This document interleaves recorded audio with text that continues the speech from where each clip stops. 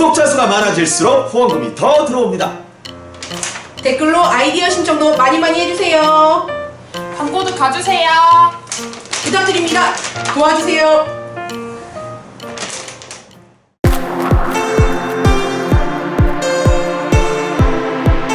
안녕하십니까. 이춘근의 국제정치입니다. 8.15 때 박근혜 대통령의 경축사가 있었는데 그게 지금 국내외적으로 굉장히 화제를 불러 모으고 있습니다. 어떻게 보셨습니까? 예, 사실 뭐 저는 그날 그 아침에 무슨 뭐 모임이 있어가지고 네. 대통령 말씀하시는 거 직접 TV로는 못 보고 그냥 와가지고 그 전문을 그냥 뭐 이렇게 컴퓨터로 읽었습니다. 네. 읽어보면서 이제 그 뭐 그래서 들은 거하고 이제 읽은 거하고 조금 감이 다를 수 있지만은 그 몇 가지 그 특이한 점도 있고 그리고 좀 단호하게 말씀하신 것도 있다는 네. 생각이 들었는데 특이한 거는 보통 이제 금년은 광복 몇 년, 네. 그리고 정부 수립 몇 년이라고 했는데 금년은 정부 수립이라는 용어 대신에 그 건국이라는 용어를 썼다는 게 좀 특이하다는 그 느낌이 들었습니다. 그걸 갖고 시비 거는 사람들이 좀 있었죠. 시비 거는 사람이 많은데 그거 제가 이제 그날 아침에 이제 그 옛날에 그 고려대학교 졸업하신 그 참 어르신들 이 그 모임에 네. 제가 가서 그 뭐 한반도 안보 상황 얘기하고 또 이제 다른 한 분은 그 양동환 교수가 오셨습니다. 네. 양동환 교수님이 와서 그 한국의 건국에 대해서 얘기를 했고 그리고 고려대학교 그 이지수 총장 그 전번 총장님이시죠. 그분이 나와서 그 대한민국의 가치 해가지고 그 헌법에 대해서 이렇게 그 강의하는 뭐 공부 모임 비슷한 그런 모임이었는데 근데 그 건국절을 지금 해야 된다고 주장하는 사람이 있고 그리고 건국이 없는 그러니까 건국을 1948년 8월 15일로 네. 그렇게 치자는 그런 사람들이 있고 거기에 대해서 그 상당히 분노하는 세력들이 있습니다. 어떤 분은 임시정부 임시정부 1919년이 그게 건국이라느냐. 건국이다라고 얘기하는데 그거는 정치학적으로 그리고 법적으로 1919년에 그 건국하진 않았습니다. 국가를 세웠다고 그러는데 국가가 세워지기 위해서는 몇 가지 기본 조건이 있어야 됩니다. 첫째 주권이 있어야 되고 두 번째는 국민이 있어야 됩니다. 그리고 세 번째는 영토가 있어야 되거든요. 그래서 그 1919년에 세워진 것은 오늘의 대한민국의 그 전신이라고 얘기를 할 수 있지만 건국은 아닌 겁니다. 그래서 임시정부지 진짜 정부가 아니에요. 정부 수립이지 또 국가 수립도 아닙니다. 네. 그런 의미에서 이제 1948년 8월 15일을 그 대한민국 건국일이라고 얘기할 수 있습니다. 그리고 그렇게 저는 맞다고 보는데 그거에 대해서 이제 뭐 광복회에서도 또 일부 반항하는 사람도 있고 그 틀렸다고 얘기하는 사람들이 있고 그리고 또 이제 정치가들 야당 정치가들이 그 뭐 1919년까지 거슬러 올라가야 된다 이렇게 얘기를 하는데 그거는 그 국가라는 그 기본 개념에 대한 그 오해에서 그런 말을 하는 거라고 저는 봅니다. 예를 들어 1919년에 건국이 됐다고 한다면 그럼 그 뒤에 한 모든 행동들은 독립운동이 아닌 거 아닙니까? 그렇죠. 건국을 했는데 네, 왜 독립을 논리적으로 자가당착이 되죠. 이미 건국이 됐으면은 독립국가라 해야 되는데 그리고 그때 뭐 국민이 대한민국 국민이라는 개념도 없었고 네. 뭐 특히 이제 주권이 없었고 그런 의미에서 이제 그거는 이 건국을 위한 준비를 한 것은 맞습니다. 그렇지만 그것을 건국으로 하기에는 너무 태어난 날을 쳐야 되죠. 태어난 날. 그래서 우리나라가 지금 오늘의 대한민국이 태어난 날은 1948년 8월 15일. 그러니까 그 광복은 1945년 8월 15일. 그러니까 3년이 이제 차이가 납니다. 바로 그런 의미에서 우리 정부가 이제 건국일을 얘기를 하지 않았는데 그 건국일이 없는 나라는 사실은 없습니다. 근데 우리나라는 나라의 생일이 없잖아요. 그죠? 네. 그래서 그 광복절에다가 대통령께서 그 건국일이다라고 얘기한 것은 상당히 그 의미가 저는 있다고 봅니다.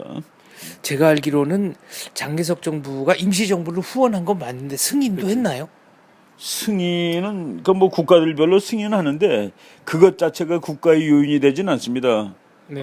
그 뭐 이제 물론 그 학자들이 이제 이게 나라냐 아니냐 따졌을 때 그 당대의 초강대국 몇 나라가 승인했으면 나라다 뭐 이렇게 하는데 그때 장개석 정부는 뭐 당대의 초강대국은 또 아니죠. 제가 알기로는 폴란드 임시 망병 정부랑 상호 승인을 한 거는 맞는데, 네. 네. 그밖에 뭐 주요국들이 승인한 사례는 없는 것으로. 물론 그렇죠. 그렇다고 해서 임시정부의 역사와 의미를 저희가 과소평가해서는 안 되겠지만 그렇죠. 적어도 그 자체가 건국은 아니다. 이렇게 정리를 그렇죠. 좀 그 하겠습니다. 건국이라는 말을 쓰기에는 1919년의 사건은 건국까지 네. 이렇게 그한 건 조금 좀 과장이라고 저는 보고 있습니다. 건국의 시발점은 될 수 있지만. 그렇죠. 건국을 위한 준비를 한 것이죠. 네. 그러니까 건국의 기원을 찾는다면은 거기까지 가겠지만은 건국일은 그날이 아니죠. 네. 그러고 보면 임시정부의 초대 대통령 역시 이승만이었네요. 그렇죠. 네. 이승만 대통령이. 자, 네. 그리고 그다음에 이제 뭐 몇 가지 특이한 거가 많은데 뭐 항상 패턴이 있지 않습니까? 네. 그 경제 얘기하고 그리고 이 나라의 정치 상황에 대해서 얘기하고 그랬는데 요번에 그 특이한 것은 물론 뭐 그 핵에 대해서 엄청나게 단호하게 얘기를 했습니다. 그리고 그 도무지 핵을 우리가 허락할 수가 없고 네. 핵을 가진 북한하고는 뭐 같이 지낼 수 없다는 것을 그 이제 지난 2월 달에 이제 북한하고 모든 관계를 다 끊으면서 네. 그때도 이제 개성공단 중단은 이제 시작에 불과하다. 그리고 북한에게 절대로 끌려가지 않겠다 하는데 이번 그 8.15 경축사는 그것을 뭐 이제 좀 더 다시 강조하는 네. 그런 말씀을 했습니다. 그리고 그 한국의 모든 문제를 다 해결하기 위한 가장 원천적인 것이 북한의 그 핵 위협, 북한으로부터의 안보 위협 네. 이것이 그 해소되지 않으면은 모든 문제가 해결이 안 된다는 그 원칙적인 말씀을 하셨고 그리고 지금 뭐 핫 이슈 중에 하나가 사드 문제인데 네. 그거는 그 정쟁의 대상이 되지 않는다. 이거는 논쟁할 거리가 아니다라는 그것도 상당히 단호한 말이라고 생각이 됩니다. 그거를 대내적으로도 얘기했고 대외적으로도 천명을 했습니다. 그렇죠. 그건 뭐 중국에 대해서 이것은 우리나라 그 안보 문제고 그러니까 이런 거에 대해서는 그 논쟁을 할 필요가 없다는 뭐 그런 의미라고 볼 수가 있겠습니다. 네. 또 북한에 대해서도 그렇죠. 거기 이제 제가 그 읽으면서 뭐 그냥 좀 스피드하게 읽었습니다. 네. 빨리 읽으면서 야 요거는 재미있는 문장이다 했는데 거기 이제 읽고 나서 한 며칠 지난 다음에 그 뭐 물론 그것이 이 오늘 일어난 사건은 아닌데 그 북한의 엄청나게 고위급 그 외교관 뭐 간부라고 말할 수 있는 그 이름 다 나왔죠. 네. 태용호. 태영호라는 사람이 지금 한국으로 이미 왔다라고 나오는데 입국했다고. 그렇죠. 네. 그런 과정을 보면서 그 얘기를 알고 들었으면 이거였다라고 우리가 얘기할 수 있는 네. 그런 비슷한 얘기를 했습니다. 제가 잠깐 뭐 이 복사한 거가 있는데 네. 거기에 그 무슨 얘기가 나오냐면은 북한 당국의 간부들과 모든 북한 주민 여러분 요거 그 대상도 8.15 경축사에서 이렇게 좀 약간 특이하다는 그 느낌인데 요거는 김정은을 빼고는 다 그렇죠. 해당되는 말이네요. 북한 네. 당국의 간부들과 모든 북한 주민 여러분, 통일은 여러분 모두가 어떠한 차별과 불이익 없이 동등하게 대접받고 각자의 역량을 마음껏 펼치며 행복을 추구할 수 있는 새로운 기회를 제공할 것입니다. 이거를 네. 이 사건을 알았더라면 우리가 뭐냐면은 이게 북한 주민한테 그리고 북한 주민뿐 아니라 북한이 뭐 워낙 독재 국가니까 주민들보다는 훨씬 힘을 많이 가지고 있는 그 간부들 네. 이런 사람들한테 직접 얘기를 한 겁니다. 통일되더라도 당신네들은 그 피해 없이 더 좋은 삶을 살 수 있게 보장을 해주겠다는 그런 의미로 북한의 그 체제 그 자체를 직접 옆으로 건드리는 그런 그 효과도 있는 건데 이런 그 상황이 사실은 좀 진행된 거 아닌가 하는 그런 느낌이 들긴 합니다. 이미 어느 정도 진행된 이미 게 이런 아니냐. 것이 많이 네. 진행되고 있는 것이죠. 그 제가 이제 뭐 우리나라 뭐 대통령이라든가 정부 관리들이 이런 말을 하지 않았습니다만은 그 북한 체제가 흔들리고 동요하고 이러는 거를 미국 관리들은 뭐 그 쉴 없이 얘기하고 있습니다. 최근에 뭐 북한 정부의 네. 쿠데타가 날지도 모르는데 거기에 대비해야 된다라는 얘기를 클린턴 지금 미국 대통령 후보가 외무장관일 때 차관을 했던 사람 네. 그 웬디 셔먼이라는 사람이 있는데 그분이 지난 한 5, 6월 달에 북한이 쿠데타가 일어날 점이니까 거기에 대비할 준비를 하라는 그런 언급도 했고 그리고 저 뭐 월트 샤프 대장이 북한은 그 붕괴가 멀지 않았다라는 주한미군 사령관. 그 네. 주한미군 사령관을 했던 분이죠. 그분이 벌써 한 두세 번 그 후임이 있었습니다. 네. 근데 그분이 미국에서 어떤 한 세미나에서 그 북한의 붕괴는 별로 멀지 않았다라는 식으로 뭐 단언하다시피 했고 그리고 또 그 외에도 뭐 미국의 그 기자들이라든가 학자들 이런 사람들이 북한 정권 내부 그 무너지는 소리 뭐 이런 것들을 그 경고 또는 분석을 하는 그런 언급들이 여러 번 나왔습니다. 근데 요번에 8.15 경축사에 북한 당국의 간부들과 주민 여러분 네. 이게 아주 상당히 그 특이한 그런 언급이다라는 생각이 들었습니다. 태용호라고 하면은 그 아버지가 뭐 위험하네요. 김일성 빨치산 할 때 연락병을 했고 그 형 그렇죠. 형이 지금 김일성대 총장이죠. 보통 이거 황정엽 비서가 그때 넘어왔었는데 네.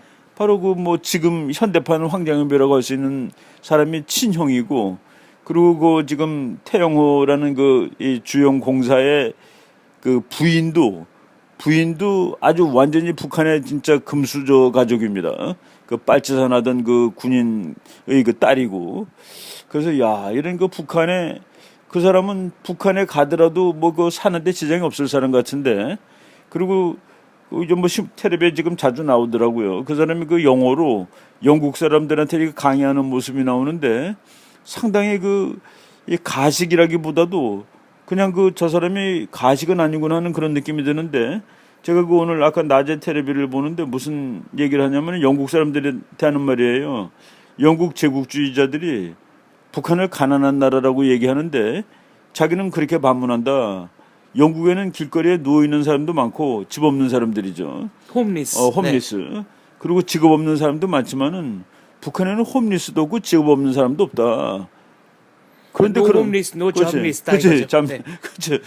근데 그런 나라를 니네들이 어떻게 가난한 나라고 얘기하느냐? 뭐 이런 식으로 그 아주 재밌게 반박하고 그러는 걸 보고 그 북한 우리가 그 신문에 나기로는 북한 체제를 그 해외에다 선전하는 사람이라고 얘기했는데 네. 선전하는 그 말하는 추도 꽤 그 효과적으로 한다는 그런 느낌이 들었습니다. 근데 그런 사람이 이제 그 뭐 한국으로 넘어오게 됐는데 여러 가지 뭐 이유가 많이 있겠습니다만은 그냥 단적으로 말하면 북한은 엘리트가 이반하기 시작했다라고 보면 됩니다. 근데 그게 우리가 그 대학교 다닐 때 혁명론 배울 때 체제 붕괴 이런 거 배울 때 엘리트가 이반하면은 그냥 가는 겁니다. 그렇죠. 네. 그 민중들은 빨리 이반하죠. 민중들은 아무래도 이렇게 국가 체제로부터 이 도움, 베네피트, 이익을 많이 보는 사람들은 아닙니다. 그렇기 때문에 그 사람들은 먼저 분노하지만은 그래도 끝까지 참는 사람들이 그 체제로부터 그 특혜를 받는 사람들, 시혜를 받는 사람들인데 그런 사람들이 움직일 때 그때는 그 정권은 뭐 회복 불능이라고 보면 되죠. 그 태용호 형사의 경우에 이제 북한 당국이 외교관들의 생활비를 줄이면서 영국에서 그러니까 런던에서 생활고가 있었다 이런 보도가 나오지만 적어도 북한에 가는 순간부터는 뭐 우리 상류층에 해당하는 그런 수준의 생활을 할 수 있는 사람입니다. 북한의 그 높은 사람들 보면은 그 뭐 예를 들어서 우리나라 그 고위급 공무원 뭐 1급이라든가 그 이상 되는 수준에 해당되는 북한 사람들 그 아파트 평수를 제가 뭐 옛날에 읽은 기억이 나는데 한 70평 정도가 넘는데요. 그 사람들은 특권층이기 때문에 거기서 사는데 그 사람들 때문에 체제가 유지되는 것이죠. 근데 요 지금 태영호 이 공사 얘기 나오기 전에 그것도 뭐 한 달도 채 안 된 얘기입니다. 북한의 이 북한 인민군의 소장, 그러니까 소장이면 별 둘이 아니라 별 하나입니다. 북한은 소장을 별 하나를 네. 우리나라로 치면 준장이죠. 그 사람이 김정은한테 가야 될 돈을 한 4천만 불 정도를 가지고 네, 뭐 4,500만 불인지를 네. 그걸 가지고서 북한으로 안 가고 지금 그건 정확하게 보도 안 됐는데 일단 북한 정부 그러니까 북한에서 다른 데로 나온 거예요. 그래서 어느 나라를 택할지는 아직 결정된 거가 아닌데 약간 한국이 아니라 다른 데로 갈지도 모른다라는 얘기가 얼마 전에도 나왔거든요. 그런 것들을 다 종합해 보면은 그 장국급 장군 또는 이 상당히 고위직 외교관 그리고 뭐 이 사람들은 이 지금 그 태 공사의 경우에는 북한에서 아주 최고의 그 안락한 삶을 살 수 있는 그런 직위에 있는 사람임에도 불구하고 네, 그것도 평생 네. 대대손손 네. 거기서 지금 이탈하고 있구나 하는 거가 그 엘리트의 이반이라고 이제 우리 정책 개론체에 이렇게 나옵니다. 그 정권이 붕괴되는 과정에 거의 마지막 단계가 엘리트의 입안인데, 야, 그 상당히 진전이 많이 됐다는 그런 생각을 하게 되죠. 그게 이제 우리 대통령 경축사에도 보인 것이고, 엘리트가 자발적으로 입안한 것도 있고 입안하도록 만든 것도 혹시 있을까요? 그렇죠. 이제 물론 그 뭐 예를 들어서 그 포갑 체제니까 뭐 요만한 조그만 잘못이라도 그 작년 5월 달에 그 대장 한 사람이 총살당합니다. 현영철 대장이라는 사람인데 그 대장을 총살시키고 그것도 대장도 한둘이 아니에요. 김정은이 정권을 잡은 다음에 대장만 지금 5명이 숙청당하거나 죽고 그랬습니다. 지금 박영식 대장이라는 사람이 북한의 인민무력부장인데 인민무력부장이 지금 6번째인 거예요. 그러니까 이건 뭐 말이 안 되는 거죠. 그러니까 장군들조차도 공포 분위기에서 살아야 되는 것이고 그런 사람들이 이제 입안할 수 있는 이 사회적 배경이 뭐 이미 완전하게 형성돼 있는 네. 것이죠. 그리고 뭐 그 영국에서 공사를 하면서도 거기 이제 영국에도 탈북한 사람이 꽤 많더라고요. 그 뉴스 보니까. 그래서 그 한국 사람들이 그 한국 음식점을 파는데 그 공사라는 사람이 와서 그냥 라면이나 사가고 그런데요. 네. 그 맨 처음에는 빠찌 달고 오다가 김일성 빠찌. 나중에는 좀 쑥스러워서 그 빠찌도 띄고 오고 그런 것들이 전부 그 아무리 귀족임에도 불구하고 그 어려운 삶을 살 수 있는 사는 그리고 이제 그 북한 같은 경우에 그 해외 공간에 나가 있는 사람들이 그 정부에서 돈을 주는 게 아니라 거기서 알아서 해결하라고 그래가지고 뭐 마약도 팔고 그러다 걸린 거는 벌써 오랜 일이거든요. 예, 근데 영국 같은 선진국에서는 그게 안 통하니까. 말이 안 되는 얘기죠. 그 아프리카 같은 데서는 뭐 마약 팔거나 이래가지고 그 운영비를 조달하는데 네, 가짜 달러도 팔고. 그렇죠. 네. 그 영국한테는 그 북한이 나쁜 짓을 많이 한 거가 영국이 그 보험회사가 세계적인 보험회사들이 많잖아요. 그래가지고 영국에다 보험을 걸어놓고 보험료 탈라고 그냥 그 예를 들어서 그 사고도 아닌 거를 그 확대하고 말이지. 그래서 보험료를 챙기는데 그것도 다 제재를 받는다고 그럽니다. 바로 그런 이제 북한의 꼼수가 이제 안 통하는 그런 상황이 또 된 거죠. 국제사회에서도. 얘기를 들어보니까 그 아들들도 공부를 잘했고 서방에서 태어났고. 예, 네. 그거 참 딜레마겠더라고요. 그 둘째 아들인가가 그 어디야 덴마크에서 태어났더라고요. 그리고 덴마크에서 태어나고 그 임페리얼 칼리지라고 아주 명문 대학 아닙니까? 네, 유니버시티 오브 런던 임페리얼 칼리지. 네. 거기를 이제 입학하게 돼 있다는데 그 친구는 사실 북한 사람이라고 할 수 없죠. 이제 외국에서만 쭉 지냈으니까 그 친구는 얼굴도 공개됐습니다. 사진으로. 사생활도 일부 공개됐는데 특정 그 전략 시뮬레이션 전자오락 게임을 굉장히 열심히 하고 맞아요. 닉네임이 노스코리아 is 베스트 코리아인가 그랬는데 그렇죠. 7월 13일을 마지막으로 접속한 기록이 없답니다. 맞습니다. 그러니까 아마 13일이나 14일쯤 이 탈출 계획을 그렇죠. 실행에 옮기지 않았겠느냐. 네. 그 뭐 요새 그 과학이 발전돼 있고 참 인터넷 시대가 되다 보니까 네. 뭐 그런 그 컴퓨터에 접속했느냐 안 했느냐 가지고 이 사람이 언제 그 거사를 했는지까지 판단하는 네. 그런 세월이 된 것 같습니다. 하여간 그 친구가 그 게임도 좋아하고 그리고 그 뭐 아이디 넘버도 그 한국 중에서는 북한이 더 좋은 한국이다라는 그런 그 아이디도 가지고 있는 친구인데 뭐 지금 가족이 몇 명이 왔는지 그런 건 모르지만 하여간 본인은 한국에 온 거가 지금 확인돼 있는 상황이라고 지금 뭐 다 보도가 나오더군요. 지금 보도에 의하면은 이남 1녀인데 이남 1녀가 다 왔다는 거거든요. 다 왔다고 지금 돼 있습니까? 네. 그러면은 보통 북한은 인질 삼아 한 명은 남겨놓는데 그 딸은 어떻게 합류를 하거나 빼돌려서 다 들어온 건지 정말 멋진 일 한 겁니다. 그게 이제 다 뭐 북한이라는 사회가 이제 이 붕괴될 때 나타나는 현상들인데 그 엘리트가 이반하는 현상도 있고 극도로 부패하게 됩니다. 네. 그래서 제가 이제 몇 년 됐어요. 몇 년 됐는데 그 북한 쪽하고 이렇게 뭐 많이 하는 사람이 북한의 군사 자료를 그 좋은 거가 있다고 사라고 그 연구소에서 네. 이제 사도록 어떻게 주선을 해보라고 그런 적이 있었는데 그 자료가 북한의 그 삼성 장군급 가방에서 흘러나온 자료랍니다. 그래서 그게 어떻게 흘러나오냐 그랬더니 돈 벌려고 일부러 잊어버리는 거죠 그러더라고요. 잃어버리는 거죠 하는.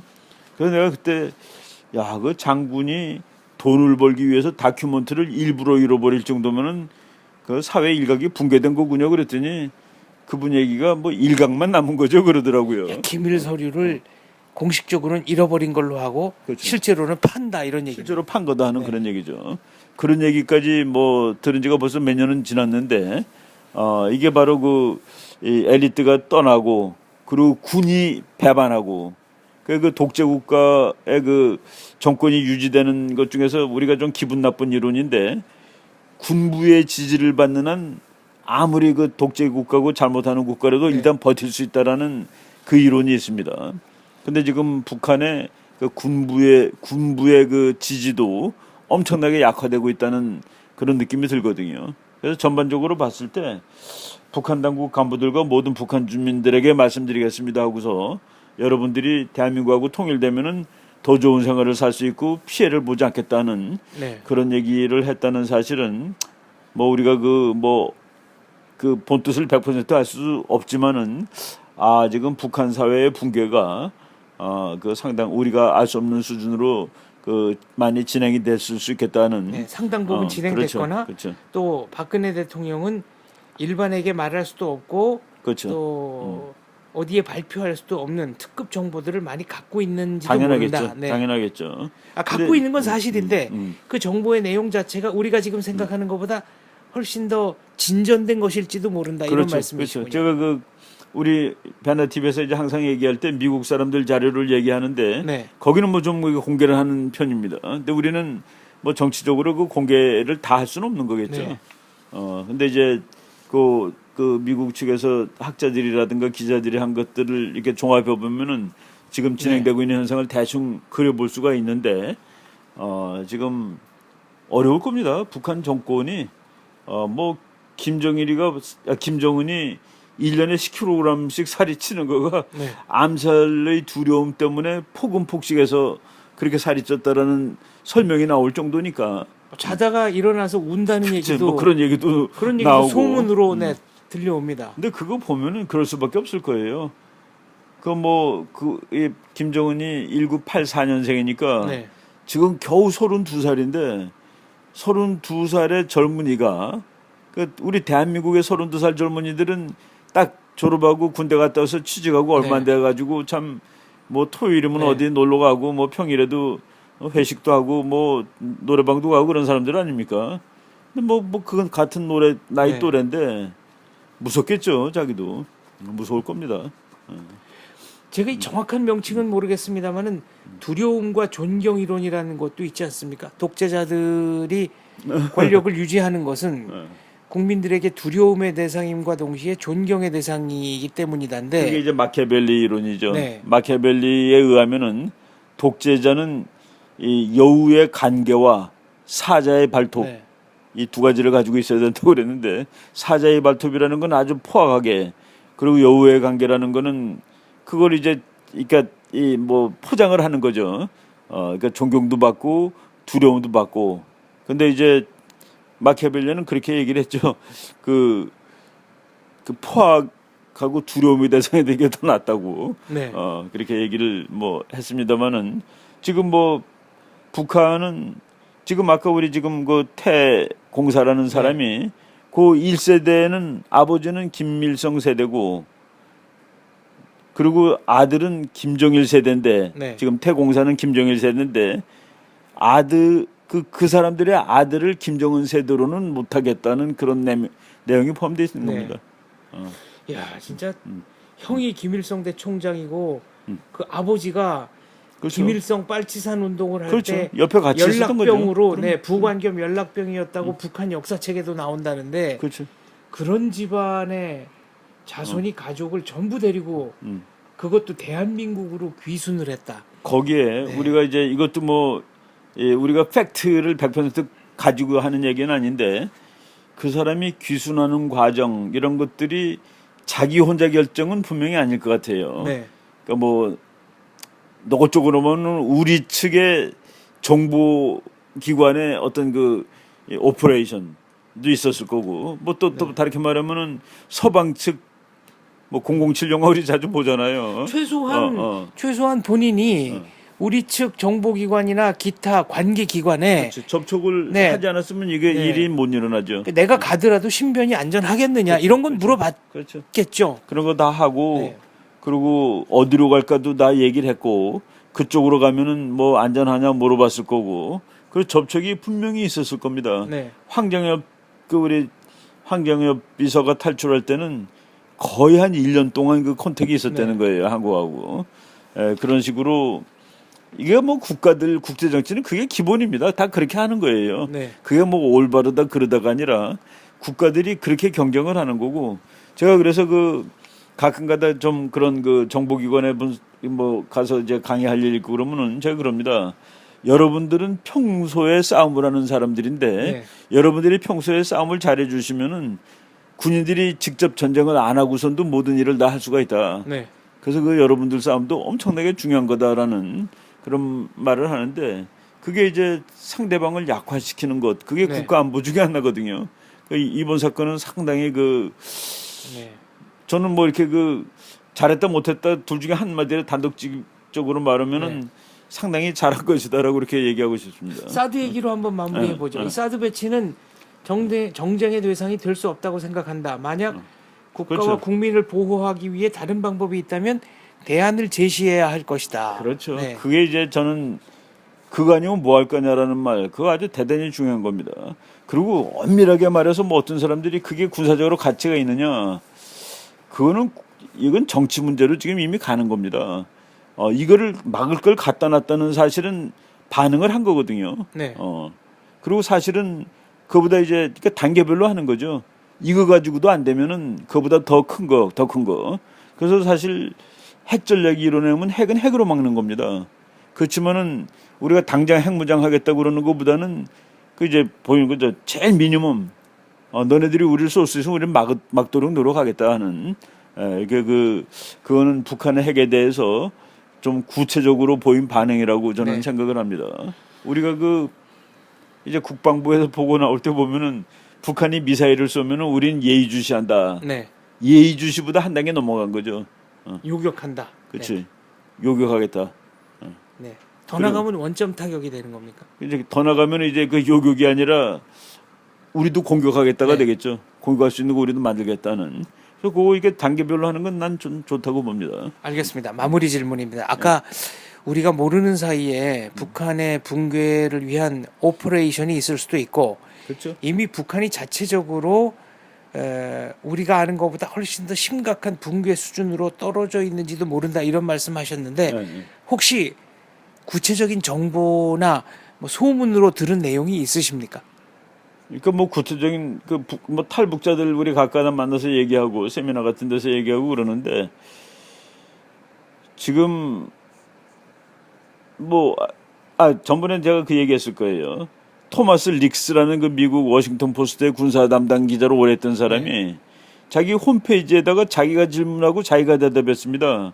그래서 오늘의 질문, 그 today's question 해놓고 북한은 금년 중에 붕괴될 거냐라고 제가 질문을 해놓고 금년 중에 붕괴되더라도 나는 놀라지 않는다. 김정은이를 그 리틀 김이라고 썼습니다. 리틀 김. 그 꼬마 김 씨를 프로핑업, 그러니까 받들어주고 있는 그 무엇이 남아있는지 나는 보이지가 않는다. 그 사람이 그 구체적으로 뭐 쓴 건 아닌데 그런 식으로 아주 짧은 문장에 그래서 그런 얘기가 나온다는 거는 그리고 우리가 이제 상식적으로 정책 개론 ABC에 의하면은 북한이 존재하고 있는 게 오히려 더 이상하죠. 더 이상한 거네요. 그게 더 이상한 거죠. 알겠습니다. 북한 붕괴의 그날이 빨리 오기를 기원하면서 북한 붕괴되는 그날 이충근의 국제정치 특집 방송을 할 것을 베나TV 시청자 여러분께 굳게 약속드립니다. 말씀 잘 들었습니다. 그날이 오면 참 감사합니다. 좋겠죠. 네, 그날이 빨리 오기를 기대합니다. 감사합니다. 네.